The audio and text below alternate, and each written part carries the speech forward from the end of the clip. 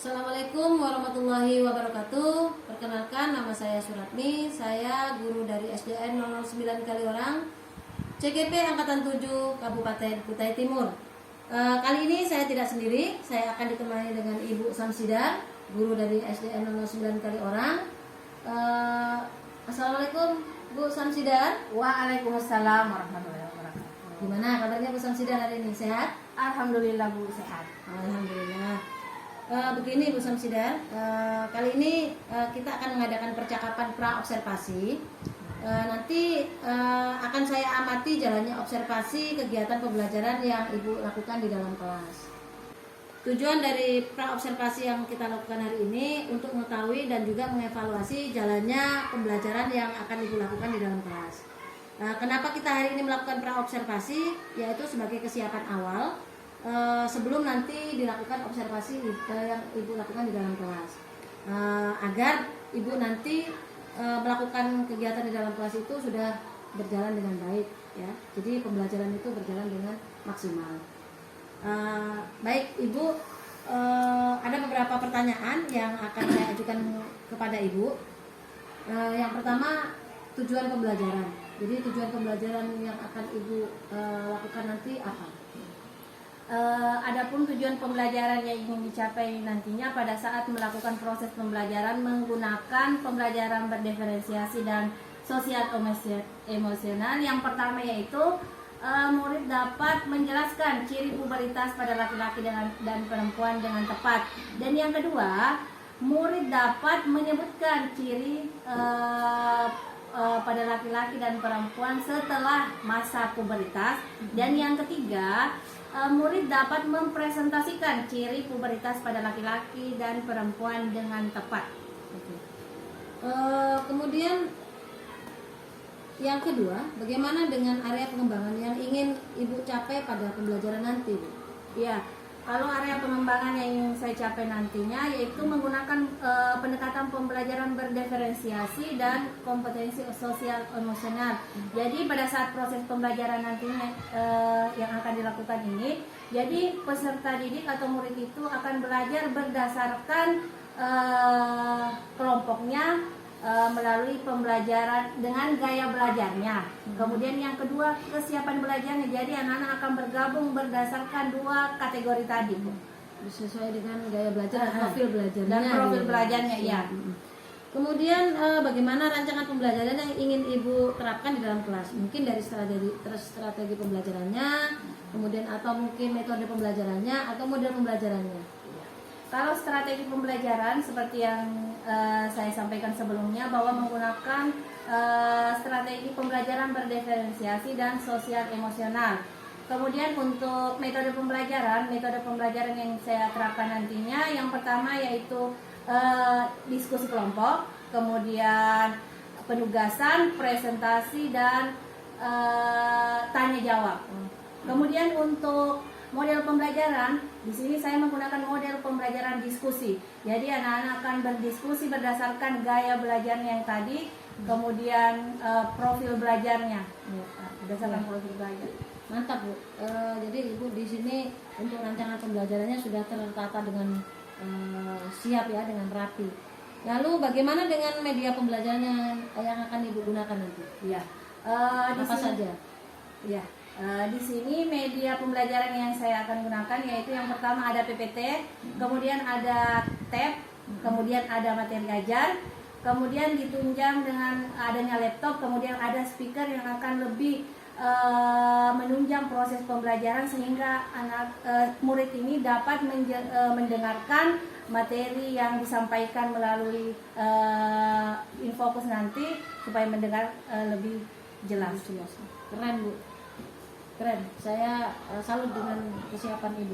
Lalu kira-kira Ibu ini nanti melakukan pembelajaran itu atau saya melakukan observasi kepada Ibu itu nanti kira-kira waktunya kapan ya, Ibu siap? Ya. Kalau tidak ada halangan, insya Allah nanti di hari Selasa tanggal 18 April 2023 kita bisa melaksanakan kegiatan yang sudah kita rencanakan ini. Di jam keberapa, Bu?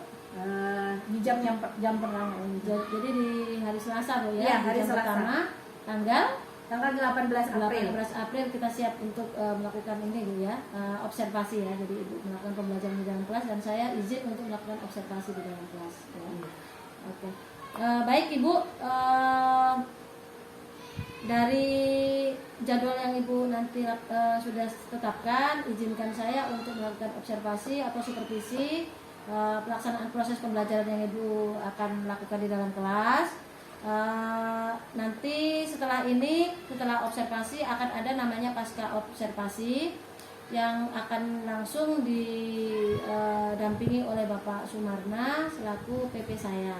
Apakah Ibu siap nanti setelah observasi melakukan pasca observasi dengan didampingi Pak Sumarna, Bu? Insya Allah siap, Bu. Terima kasih Bu ya sebelumnya.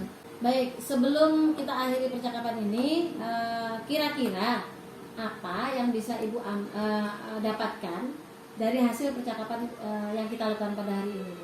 Ya. Adapun manfaat yang saya dapatkan dari perbincangan kita pada hari ini, yaitu saya lebih siap baik dari segi materi, kemudian media, kemudian jalannya pembelajaran nanti seperti apa. Insya Allah saya sudah siap. Mantap sekali. Terima kasih banyak Ibu sudah melakukan pra-observasi dengan saya pada hari ini, dan selamat berjumpa pada kegiatan observasi yang akan kita lakukan di hari Selasa nanti. Terima kasih Ibu Samsidar. Ya, sama-sama Bu. Ya. Assalamualaikum warahmatullahi wabarakatuh. Waalaikumsalam warahmatullahi wabarakatuh.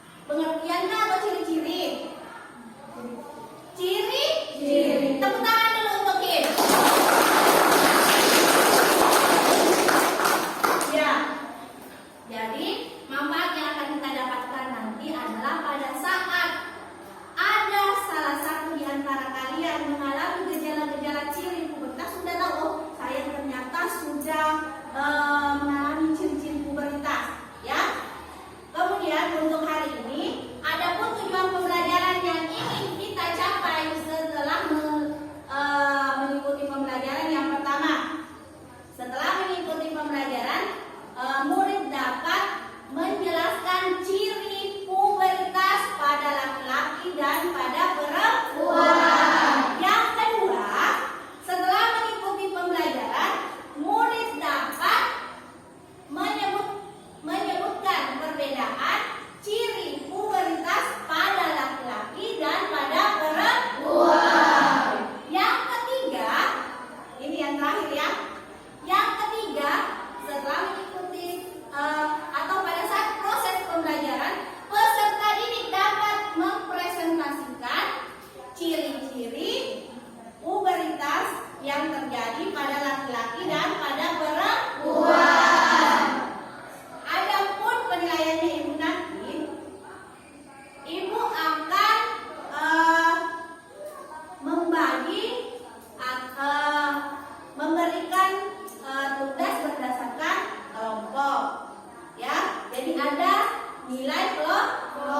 Kemudian nanti ada ibu bagikan LKPD.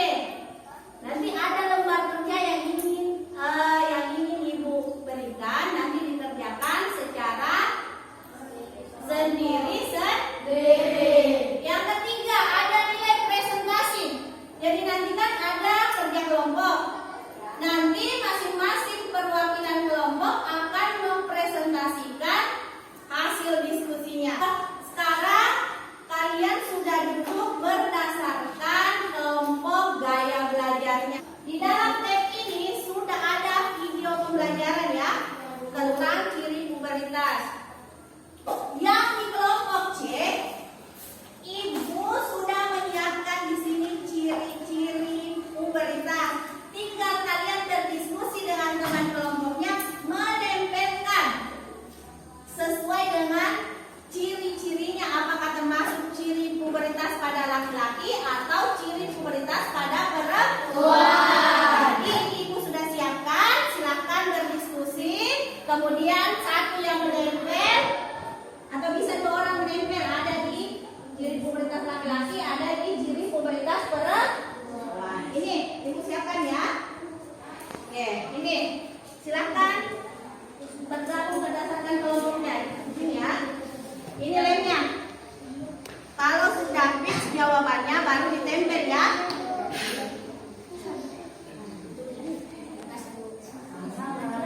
Sekarang ibu tanya, sudah paham apa yang mau dikerjakan? Sudah? Ini mau seperti ini. Berbentuk lingkaran. Ingat ya, yang menurut kalian penting silakan dicatat. Misalnya satu, ciri pubertas. Yang paling utama adalah apa itu pubertas. Dan perbedaannya ya. Silakan berdiskusi. Ya. Oke, di sini. Oke, ya. Oke, banyak yang lain apa nak? Ini dulu. Iya, kalian kan berdiskusi. Kalian berdiskusi yang mana betul-betul yang tepat, jangan sampai keliru. Ini. Oke.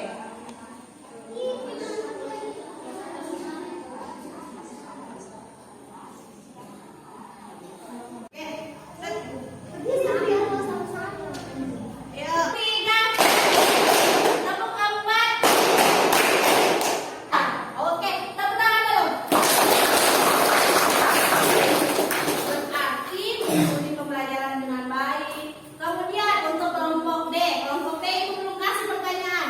Sekarang kelompok D, siapa yang bisa menyebutkan perbedaan ciri-ciri pubertas pada laki-laki dan perempuan? Yang pertama apa tadi? Ya, apa? Apa yang pertama, ciri pubertas yang pertama apa? Katanya jangan menonjol. Kalau perempuan apa? Kalau laki-laki kan ibu kasih contoh ya. Misalnya kalau laki-laki mengalami mimpi. Kalau perempuan mengalami menstruasi. Itu namanya perbedaan. Kemudian siapa yang bisa menyebutkan lagi? Satu. Apa? Nancy. Jangan menonjol. Kalau perempuan payudara membesar. Sudah Bu? Kemudian apa lagi? Misalnya tadi sudah mengalami menstruasi, kemudian jakun, kemudian dada. Kalau dadanya laki-laki bagaimana? Kalau perempuan mau diulangi lagi. Iya, jadi masa peralihan dari anak-anak menjadi dewasa. Tepuk tangan dulu untuk Ati. Jadi pubertas yang terjadi pada laki-laki dan perempuan itu tidak sama ya. Jadi ada yang cepat dan ada yang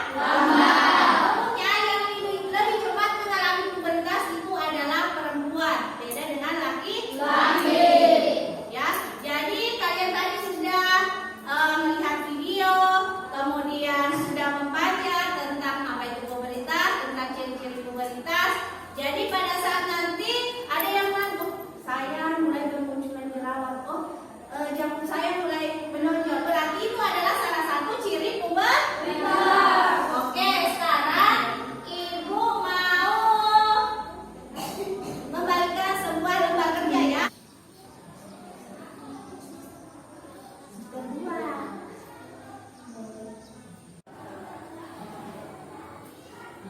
Oke. Assalamualaikum warahmatullahi wabarakatuh.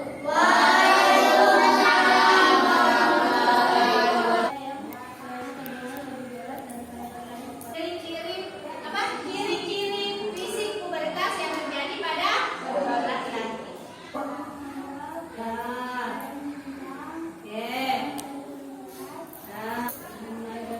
Mungkin pertanyaannya seperti ini.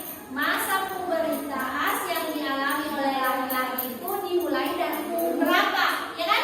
Nah. Oke. Persilakan anggota kelompok silakan. Memberikan jawaban. Oke. 9 sampai 15 tahun. Oke. 9 sampai 15. Oke. Jika ada pertanyaan, saya persilakan. Masih ada yang mau? Dadah. Terima kasih karena cara bertanya. Saya akhiri jika ada salah kata dari saya mohon maaf. Assalamualaikum warahmatullahi wabarakatuh.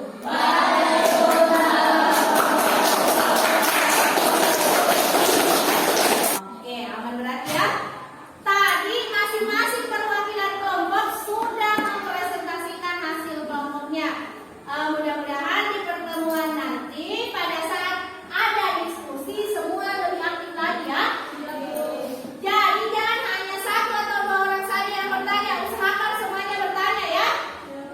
Dan kelompok yang ditanya harus siap-siap untuk memberikan jawaban.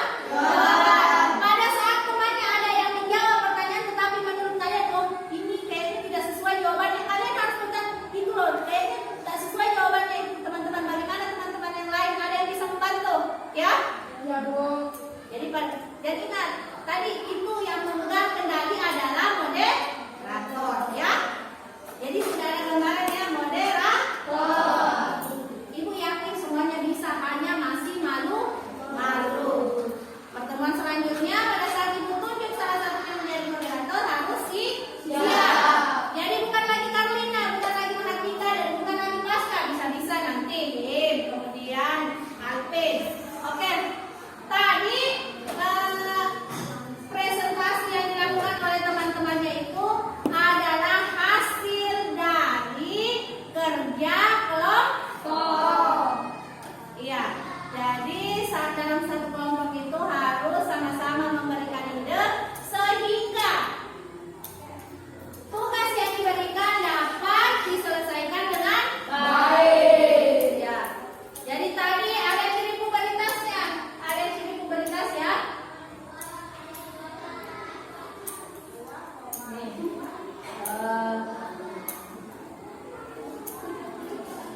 Tadi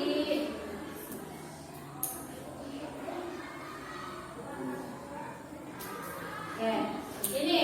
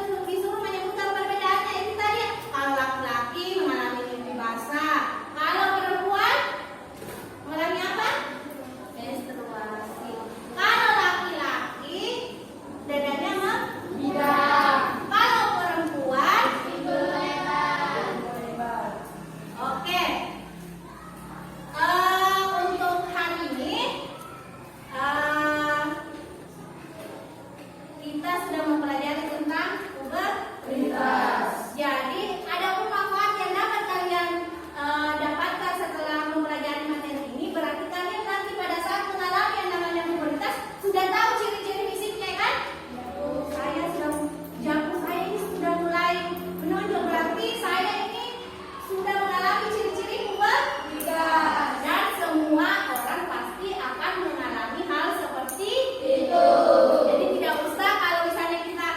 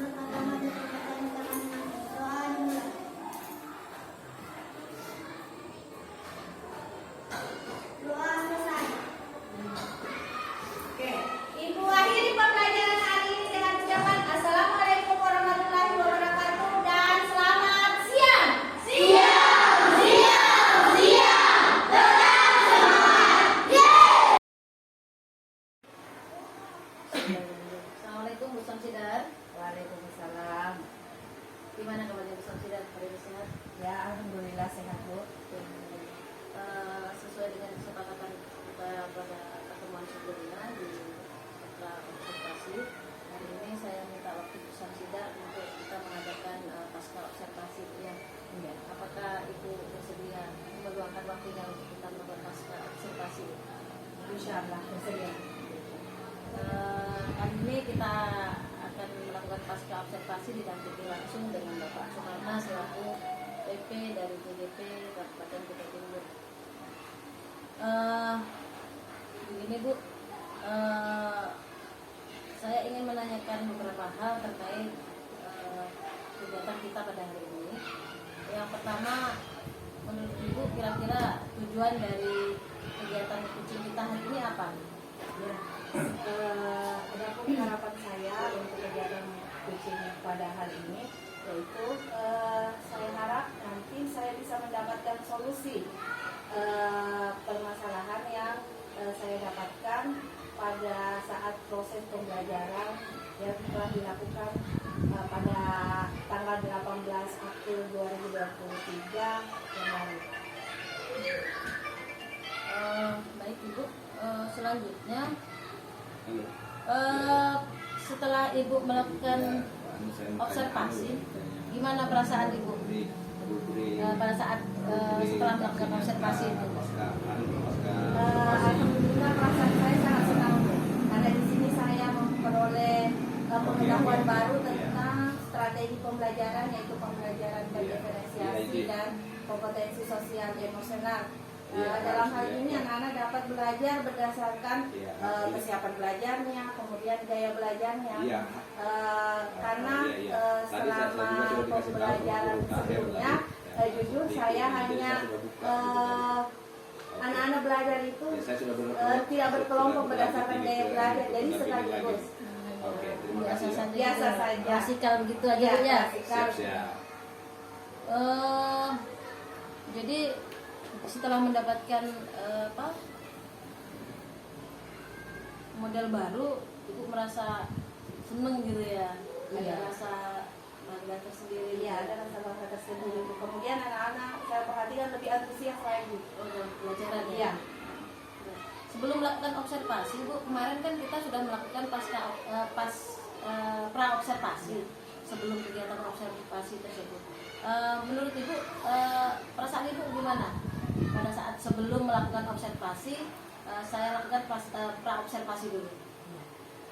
Kemarin kita melakukan pra observasi, di situ saya menjadi lebih siap. Ya, jadi saya lebih siap untuk melakukan untuk mengadakan observasi, atau itu yang mengadakan observasi ya. Jadi saya lebih siap dalam hal materi, kemudian media, tentu ada masukan dari Ibu selaku observer. Jadi lebih siap dalam kegiatan observasi ya, observasi yang akan dilakukan sebelumnya ya. Jadi sebelum pas melakukan observasi, adanya pra observasi itu Ibu lebih siap. Iya. Seperti itu. Ada nggak Bu kendala yang Ibu dapatkan pada saat kegiatan pembelajaran berdiferensiasi? Ya. Di sini saya mempunyai kendala Bu. Yang pertama itu RPP. Jujur ini adalah RPP pertama yang menggunakan strategi berdiferensiasi. Jadi tentu ada kendala tersendiri yang saya dapatkan. Kemudian yang kedua, karena ini model strategi pembelajaran baru, tentu pada saat di kelas karena baru, tentu saya kurang bisa mengkondisikan siswa. Ya, seperti itu. Terus pada saat Ibu mengalami kendala tersebut, apa kira-kira langkah yang akan Ibu ambil untuk mengatasi kendala yang Ibu alami tadi? Kalau dalam hal RPP, tentu saya harus lebih belajar membuat RPP yang menggunakan strategi pembelajaran berdiferensiasi. Tentu mungkin bisa sharing dengan Ibu sebagai orang yang lebih tahu tentang pembelajaran berdiferensiasi ini. Untuk langkah-langkah dalam pembelajaran diferensiasi melalui RPP itu kira-kira menurut Ibu gimana? Ya, kalau langkah-langkah pembelajarannya itu sangat menarik Bu. Meskipun kemarin mungkin Ibu Menurut Ibu sebelum melakukan kegiatan pembelajaran menggunakan diferensiasi dengan sudah melakukan, ada nggak perbedaannya? Tentu kalau perbedaan tentu ada ya. Jadi pada saat pembelajaran yang masih klasikal biasa itu tentu perbedaannya akan jauh lebih nampak daripada pembelajaran yang menggunakan strategi pembelajaran berdiferensiasi. Dalam hal ini saya perhatikan anak-anak itu kan dua kali dibagi berdasarkan daya belajar dan kesiapan belajarnya. Tentu mereka lebih banyak berkolaborasi dengan temannya yang lain. Jadi saya perhatikan apalagi pada saat proses pembelajaran yang mereka belajar berdasarkan gaya belajar. Kan di sini terbagi atas tiga, visual, auditory, dan kinestetik. Jadi di sini yang kinestetik ini jauh lebih mengekspresikan dirinya pada saat proses pembelajaran. Iya bebas, yang biasanya harus diam, membaca, mendengarkan, sekarang dia bisa bergerak. Asik gitu ya? Asik, jadi asik. Iya, seperti itu. Berarti untuk kedepannya kira-kira apakah kegiatan ini akan terus dilakukan atau bagaimana nanti? Insya Allah akan tetap dilakukan ya. Dan kalau misalnya pada saat observasi kemarin, siapa tahu ada yang kurang, saya mohon masukan, saya mohon sarannya Ibu supaya nanti pada saat proses pembelajaran yang selanjutnya jauh lebih bagus lagi. Ada nggak langkah-langkah yang akan Ibu ambil, ya, langkah-langkah yang akan Ibu ambil untuk meningkatkan kekurangan yang mungkin proses pembelajaran yang dilaksanakan ya. Mungkin langkah-langkah yang bisa saya ambil mungkin kita akan lebih sering sharing Bu ya. Kemudian mungkin saya bisa melihat di YouTube atau internet bagaimana mengkondisikan siswa di dalam kelas agar lebih aktif, lebih semangat. Ya mungkin seperti itu ya.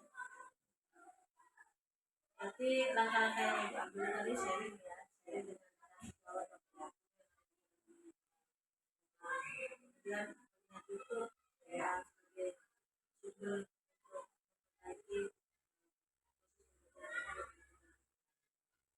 Ada nggak hal yang baik yang sudah Ibu lakukan di dalam kelas? Kalau menurut saya sih Bu, kalau untuk hal yang baik ya tentu dengan strategi pembelajaran yang baru ini. Jadi anak-anak kan bisa belajar berdasarkan gaya belajar, kemudian dari kesiapan belajarnya. Tentu ini menjadi hal yang baik karena ini menjadi hal yang baru untuk anak-anak. Kemudian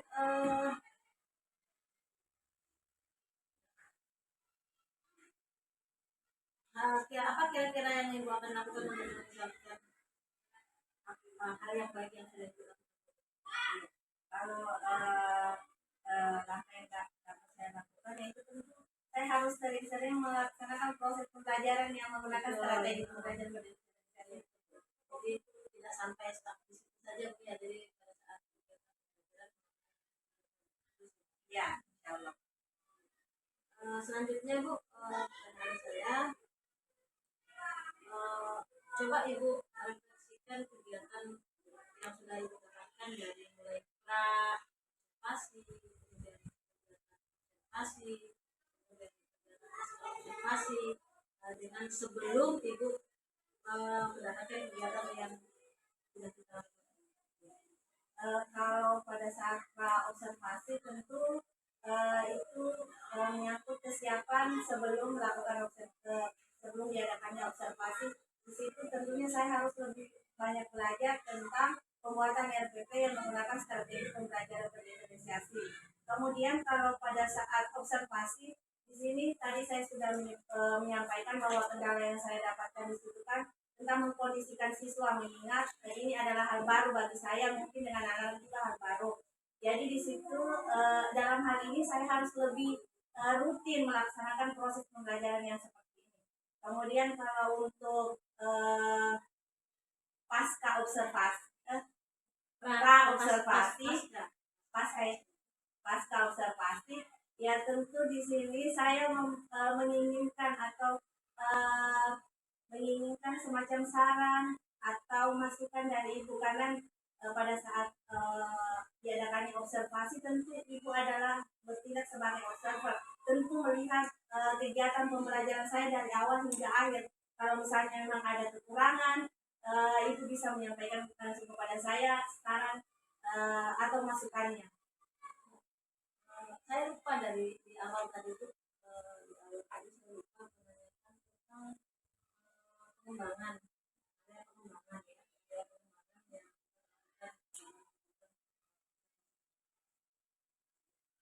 kalau area pengembangannya di sini untuk area kognitifnya itu ya, atau pengetahuannya tentu dalam hal ini saya menginginkan anak ini bisa menjelaskan pengertian dari menjelaskan ciri pubertas pada laki-laki dan perempuan ya, karena kebetulan ini materinya tentang pubertas.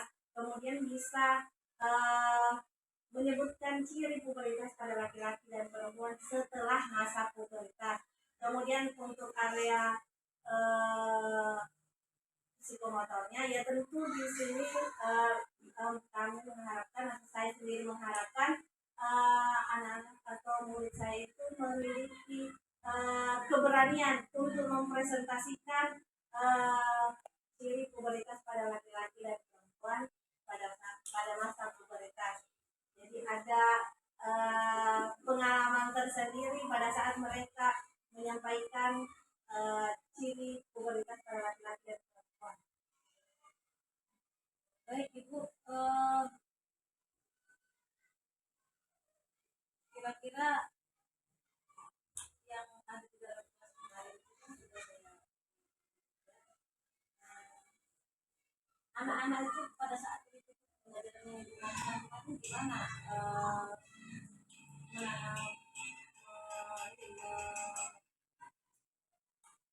mendapatkannya, atau gimana ya anaknya itu pada saat mendapatkan pembelajaran menggunakan diferensiasi menangkapnya gimana? Apakah mereka senang atau mereka biasa saja seperti sebelumnya atau antusias atau gimana? Yang kemarin saya perhatikan mereka lebih semangat sampai pada akhir pembelajaran mereka mengatakan, Bu, nanti kita belajar seperti ini lagi Bu ya. Jadi tentu ada nilai kepuasan tersendiri dari anak saya sudah mengikuti pembelajaran seperti ini. Mudah-mudahan Ibu Guru nanti melaksanakan proses pembelajaran yang seperti ini lagi. Dan tertantang ya, anak lebih antusias dibanding yang sebelumnya. Baik Ibu Presiden, mungkin di ini saya semoga selalu sehat, kita bisa menjadi guru yang bisa digunakan oleh sama-sama. Itu berwarna.